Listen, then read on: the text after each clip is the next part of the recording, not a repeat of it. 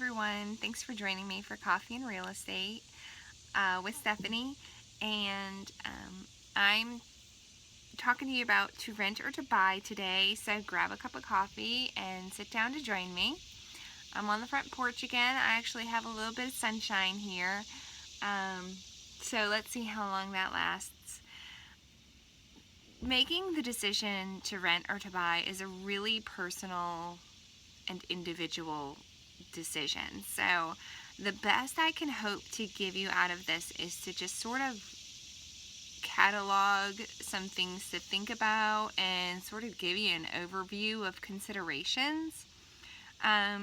Cost is a factor, but it's almost like it cancels each other out, because if you're signing a rental agreement, you can anticipate probably needing about 3 months of the rent on hand. As opposed to if you're purchasing, you may need 3% down, you may need 20% down, you may qualify for one of the federal or state housing grant loans. So that sort of depends on your qualifications, and either way you're going to need some cash. But the big factor, and this is the hardest part to sort of talk about, if we were sitting down and having coffee, we'd be talking more about your personal situation. So feel free to comment if you'd like to talk about it. I would be honored to give you my 2 cents. But the biggest thing to me is okay, your long-term goals and your value on the quality of life and what that means to you. So let me try to wrap this up. Obviously, if you're moving into an area and you don't anticipate you're going to be there for a very long time, then you're going to lean towards the side of renting. I mean, it really doesn't matter if it's 20 grand a year you're spending or, more or less. It doesn't matter, because everybody needs housing. It doesn't make sense for you to invest in a property that you're not going to get the full value out of. And that includes appreciation, that includes, paying down on that, reducing that principal towards your mortgage. You'll be paying mostly on interest. So it really doesn't make sense. On the other hand, if you really plan on staying in an area for anywhere upwards of 4, 5, 10, 20 years, you should really not be renting. You should definitely be putting in your money into that investment, I think. Even 4 years time, you can start to pay down your principal, and if your house appreciates in that time, it's sort of like a trade-off. At least you're not losing the money that you've put down. Plus you get tax incentives and blah blah blah. I'm trying to think of what to say.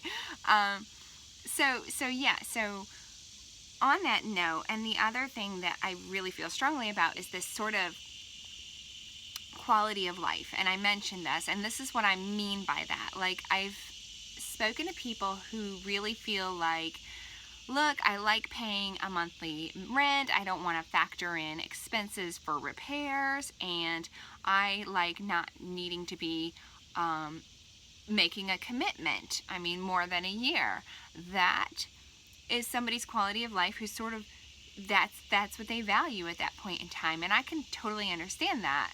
On the other hand, maybe your quality of life is like, well, I really want to make this place my own. I want to feel its personality. I want to paint walls, and I want to reupholster and do things like this. You can't do that when it's not your place. You might want to invest in a fire pit outside, and so you can't do that if it's not your place.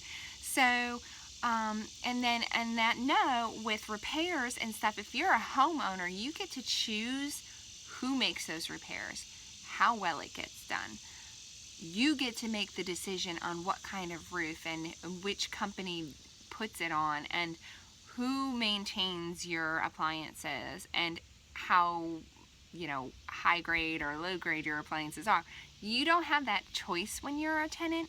So I think that that's something that people really don't factor in when they're considering all these things. I mean, over time, if you're renting for a while, you might get tired of it. You might be ready to make it your own, and that's when you start making that next step. If you're just starting out, I mean, if you're living with your parents and you just got a job and you're packing away money, you're like, well, should I go and rent? Should I go out on my own because that's the thing I'm supposed to do? Or should I live with my parents one more year and then make this big purchase where I can really commit to it and feel good and make it my own? It's really a personal decision. So it's difficult to say, but I did want to go over a few, items to consider. Obviously, if you're paying a certain amount in rent and then you factor in your mortgage payment plus appreciation, your rent could go up.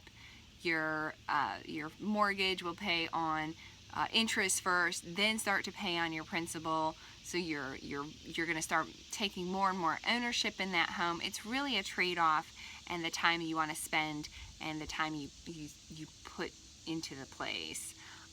That's going to be the biggest factor, I think, when you're deciding whether to rent or buy. And I hope that you found that helpful. I just sort of went off on a tangent.